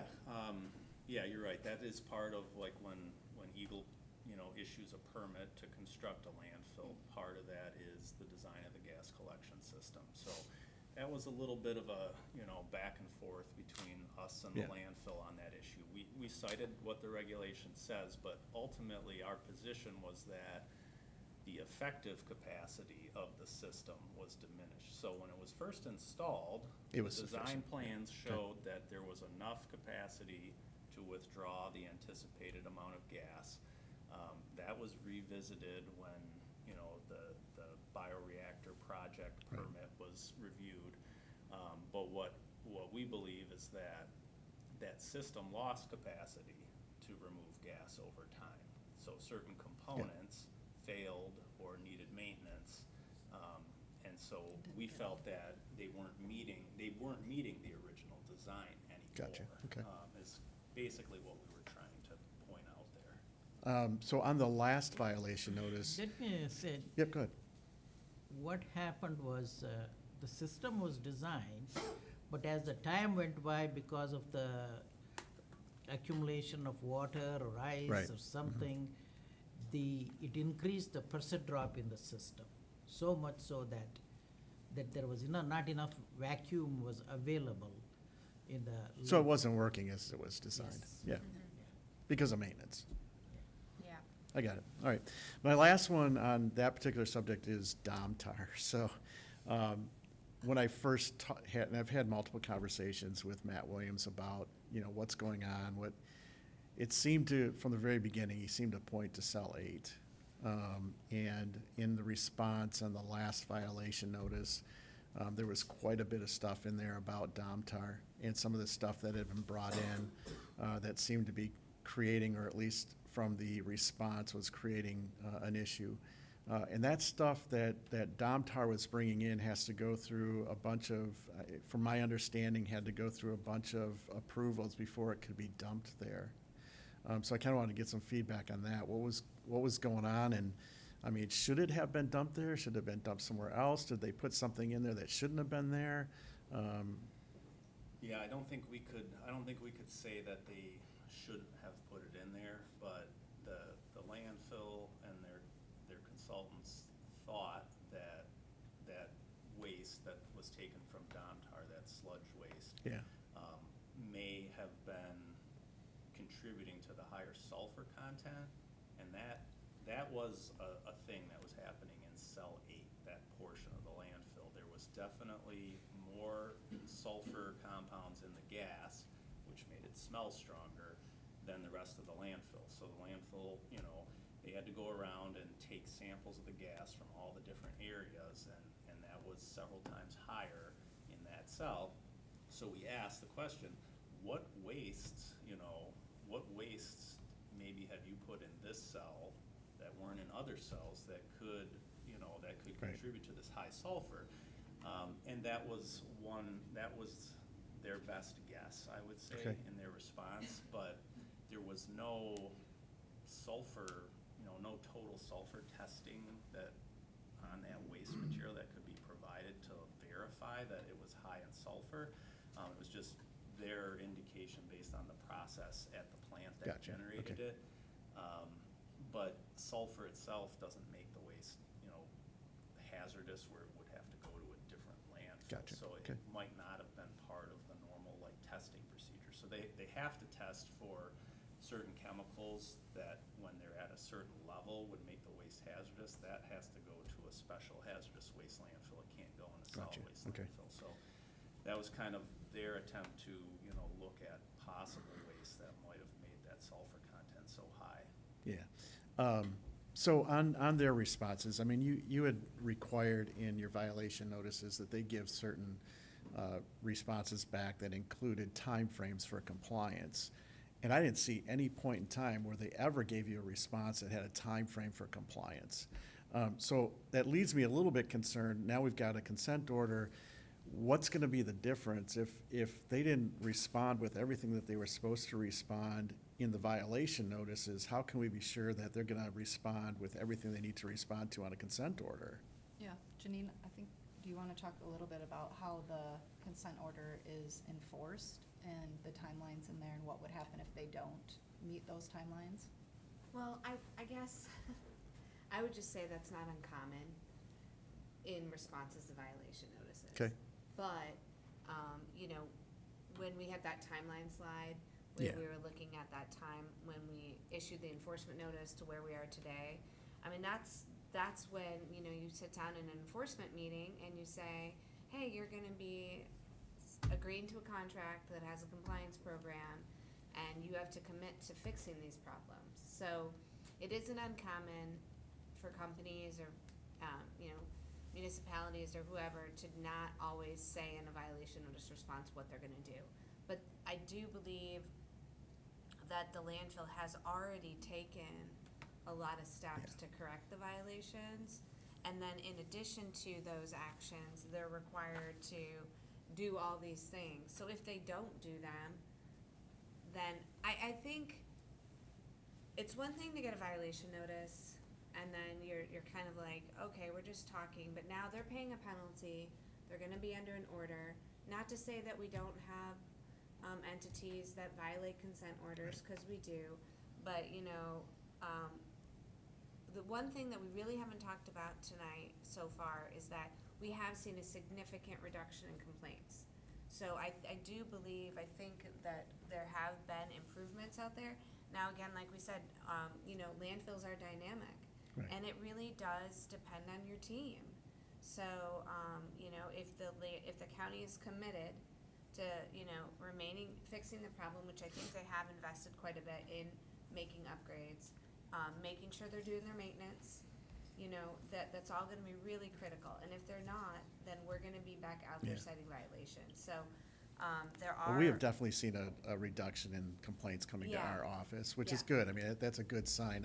Yeah. I think what we want, though, is just the protection moving forward, that it doesn't reoccur. Right. I mean, it seemed to be kind of cyclical based on time of year as well, when it was more intense. So, I mean, Yeah. Yeah. As we got towards the later end of summer, it would get more intense. So I think there's still some apprehension from a lot of us that, you know, it could reoccur. But I will say for sure that the amount of complaints that we have received in our office has been greatly reduced.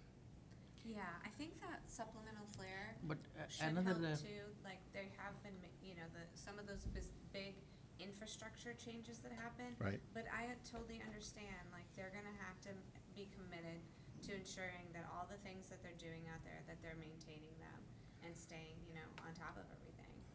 So our board- Another thing I go want to ahead. say, as long as they are under this consent order, that is at least 4 years, there is a stipulated penalty provisions in the consent order.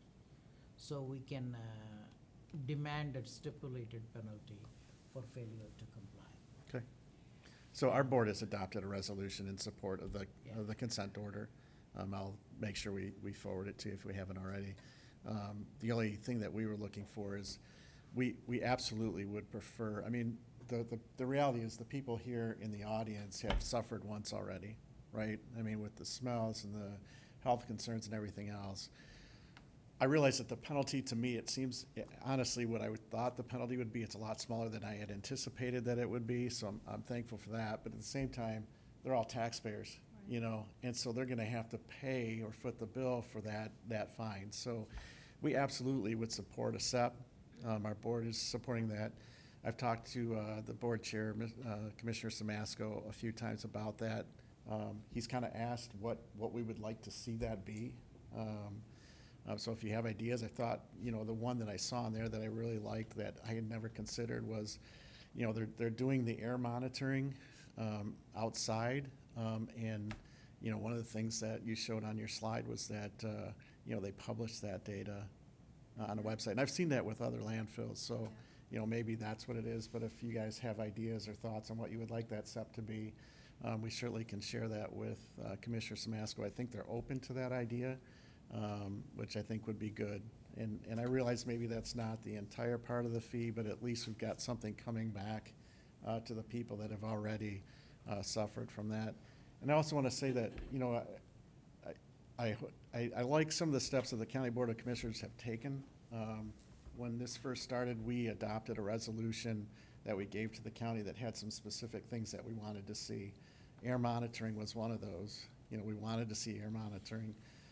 We wanted to see, and they just voted to approve an outside company to evaluate what's going on at the landfill. So they'll be putting out an RFP for that.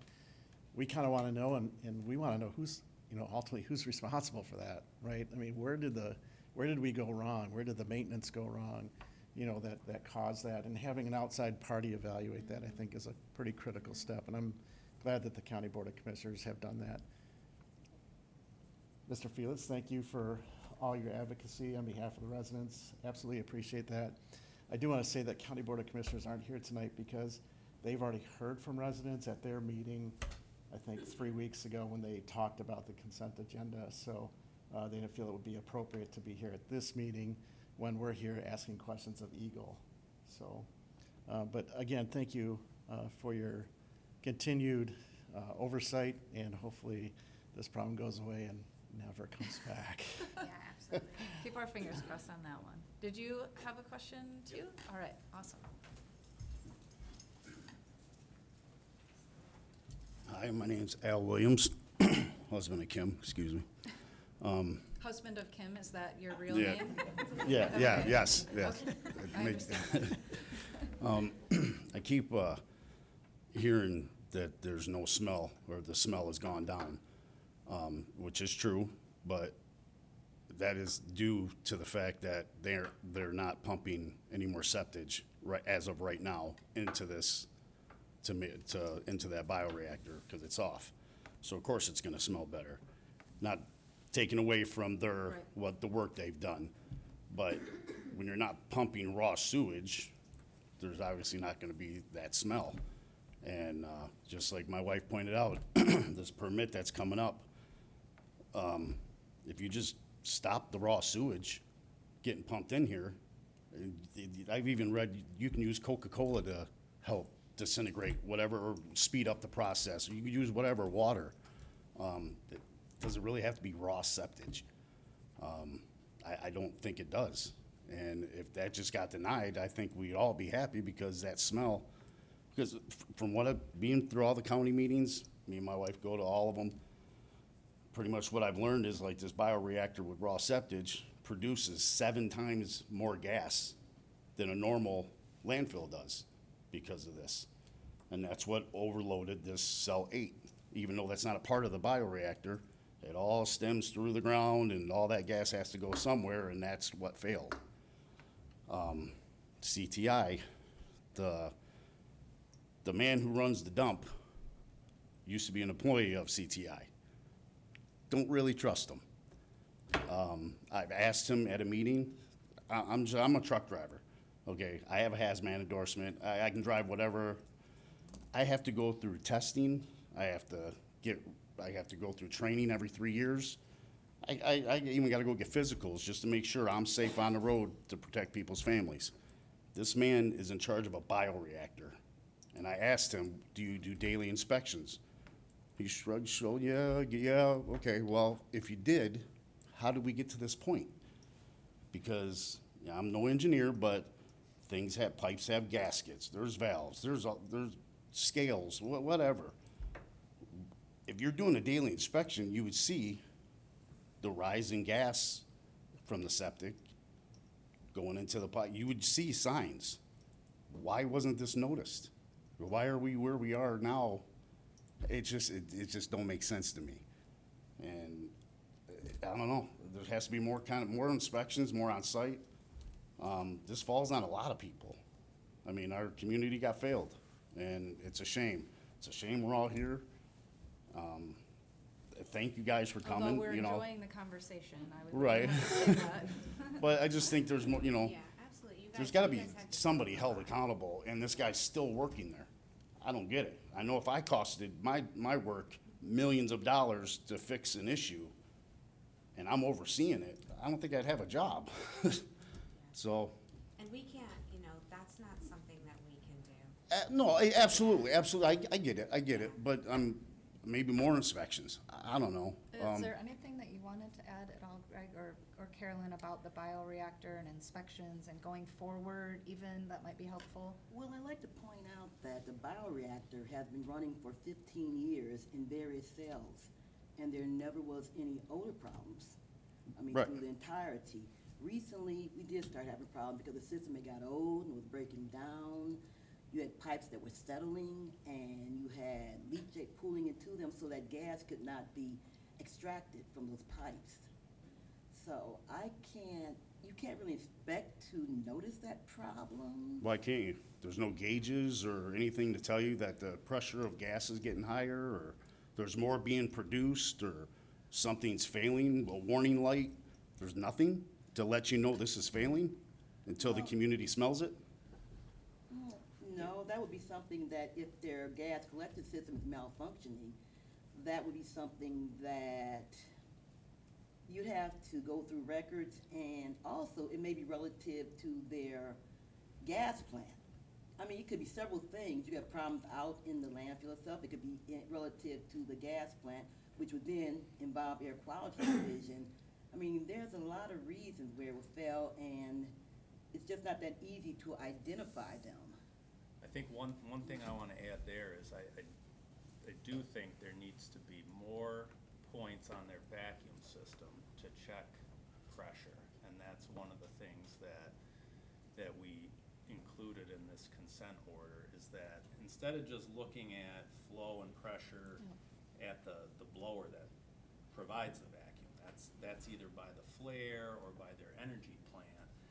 They do have pressures there, temperatures and flows, but this whole pipe network that provides that vacuum to all the gas collectors in the landfill, that's something that they needed to have more, more access to see, like, where are we losing vacuum, because that was a huge part of this problem. So you might not be an engineer, but you are on the right track. Yeah, I mean, I agree Well, with what you're saying. it's just, you're trying to put two and two together, like, where's the problem, you know? Right, And it's so- like, you don't have to be a rocket scientist. something's gotta end somewhere. I Right. mean, So they were able to go out and take pressures at various locations, but, you know, in some cases, they might have to install a port to, you know, put a pressure gauge on or something. So I think part of what we're gonna be looking at going forward is, well, you need to have the accessibility to take these vacuum pressures all across your landfill and do it on a regular basis and report it to EGLE. So, I mean, I'm hoping that that's gonna be a big part of like the proactive, like finding the problem before the neighbors have to smell it. But I guess that's, you know, I just wanna let you know that that is part of the order, this vacuum, you know, Okay. regular checks of that, and you're absolutely right though, that, you know, there needs to be a way to find this out before the stuff starts. because getting on site. if this was a popular thing, I don't think we'd be the only one in the country to do it, you know? And a lot of, like, just the sound of raw septic just being poured on it, just, it's not a selling point, you know? So It's- I think what I can maybe add to that is that, so with this consent order, we are requiring them to do wellhead monitoring twice a month. So the regulations require only wellhead monitoring to be done monthly.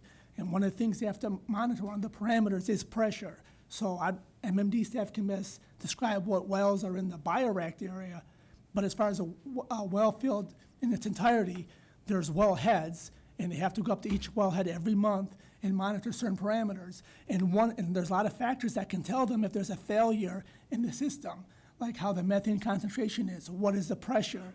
So with this consent order, we're now requiring them to do not once, but now twice. And we're requiring them to do at least 12 to 14 days apart. So that way, if they come on, say, you know, October 31st, they can't come back, you know, November 1st to do their second one. They got to space them out. So during each month, when they're doing these two readings, that will give them an indication. And then, you know, then they submit that data to us, at least at a minimum. They're always supposed to have it available, but they have to always submit it to us twice a year. And a lot of times when we see that stuff, if they're not meeting the regulations or we're getting complaints, we can then act on that. So to answer like your question, that would be the indicator. So when the landfill's doing these monitor readings monthly, they would have known, to be honest with you, they would have known. And now we're requiring them to do twice. And So now they'll know even more now, more frequently. Right. So, and you can let us know what the complaints. There are a lot more Right. requirements in this enforcement action now because of what happened. And a lot of it's like a lot of technical information, but I think that when, you know, when the emissions were so high there, that 45,000 you said? Yep. Of the methane and then the H2S concentrations, it was really concerning to us. And this enforcement action, you know, we worked really hard to, in negotiations with the county, to have all these additional requirements so that we can very closely monitor them out there. Has it even been a conversation with, like, whoever you guys make your decisions, or is it all grouped together? Has it ever been discussed about stopping the septage? I mean, we talked about it, you know, as part of this enforcement action. Our first, when the complaints started to increase in September, after we issued our first violation notice for the off-site odors, you know, we sent an email to the landfill manager, you know, saying, you know, you need to suspend septage injection. Not because we necessarily knew that was causing the odors, but we certainly we knew that there was a problem with odors. Didn't want to add to it. Getting off, right, so you don't want to make gas faster when you already have a problem collecting it all. Right. And they agreed and actually, you know, informed us that they had suspended it, you know, back in September. Yep. And that's why I think the smell is, like, yeah, they did all that work, yeah, I get it, and hopefully it's working good, but Yeah, we're just, as a community, we're just tired of being guinea pigs, you know what I mean? I mean, this was all just a guinea pig thing for us. It's affecting our, you know, it affected our lives, like, drastically. You know, I just moved to this township in December of 2020, and it didn't smell like that, you know, and I spent all this money on property and a house, and I got an in-ground pool, and I can't even go out there, and we even donate our pool to special needs kids, and once a day every summer, every week in the summer, and we had to cancel, you know, all the swimming classes for these kids because you can't go out there. Like, and now right now it's okay, but That's that raw sewage. I just hope you guys just discuss it more and Okay. weigh out a different option. Because I read that there's other things that can be used. Why not? You know, it's. Yeah, I mean, I can't speak to why the county, chose septage. I mean, my recollection was back when. I got an opinion, but yeah, you probably don't want that. But Yeah. Yeah, I can't really speak to that. looks but like yeah, looks like an S with 2 lines going through it. So I'm just going to add one other thing too, is that this is not just like a state type level. The federal regulations reference bioreactors. So it's, a lot of the guidance we get, we go off of some of the federal guidance. So it's really a nationwide issue, whereas it kind of has to, we need some help with that too. That's why I was surprised we got to this point. Right. Just because of my hazmat license on what I gotta go through. Right. To get to this point where we were, I can't believe it got to this point. And it didn't get spotted, until the community came together. But I thank you guys for coming and listening, and I Thanks just for hope there's sharing a further about what- discussion on yeah. the septage. I mean, we're gonna consider all the comments. That's all I wanna hear. So we'll talk about that, because to Greg's point, you guys are bringing up a lot of good points. Now we'll talk about, once we get done with the question and answer, how those can be converted into actual official comments for the record. So, yeah, I really appreciate you Thank guys you so much. sharing what's going on too. Thank you.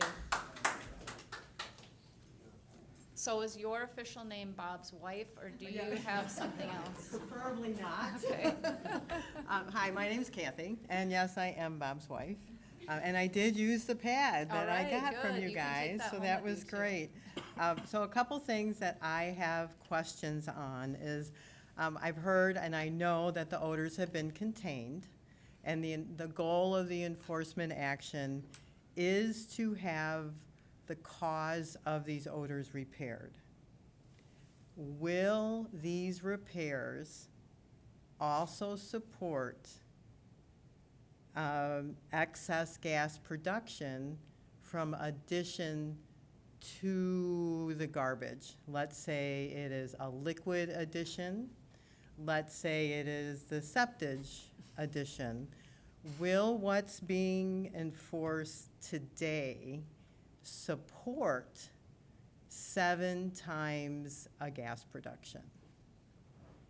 And I thinking this is kind of an unknown, but that's really important because that's what started everything. Yeah. Yeah, I'd say that generally the answer is yes, it's what we're looking for improvements to the vacuum system that pulls the gas out is going to have to meet whatever permit requirements we have for the landfill. So that includes, right now, still this, bioreactor permit. Correct. So that was looked at, in the original design of the bioreactor, how much gas do we expect to be generated because of this project, and sizing, the pipes as they grow the landfill and add more cells and more waste and more liquids. So we are gonna be looking to make sure that they, as part of this, that they can return to that original design requirement. So the amount, say it's, we measure vacuum in inches of water column. So if the original design said, we anticipate this much gas, and in order to get that, we have to have a minimum of 30 inches of water column, then that's the kind of information we're gonna be looking for with some of these repairs and upgrades, is to make sure that they're bringing back the broken parts of the system, at least to the original design. And part of that was to anticipate, how much gas are we likely to produce. But you're right, it is a bit of an unknown because you're using a model, right? You're plugging numbers in to an engineering model to estimate gas production. And so we also are gonna need to look at what have we actually seen, like what is the actual flow of gas, to make sure Right, that because right is the now, model even close, right? today's flow of gas is probably very different than the future flow of gas. And then these tubes are getting repaired, and they're getting fixed, and they are on there, they will always be sitting on garbage, so they will always be moving. They will always be filling with water. They will always crink and crank and all that kind of stuff. What I think I'm hearing from what you said to Al is that with increased monitors near those parts, that has the potential of catching those versus odors going into the community. Yes, correct. So if that's the concept, that's one of the concepts, is that if they're checking the vacuum on all these pipes that provide vacuum to all the collectors in the waste, at more locations and more frequently, that they should be able to start to see when our vacuum's dropping in this stretch, right? So instead of waiting until, oh, well, we didn't know, and the pipe is full of water now because it's settled as the waste settled, they start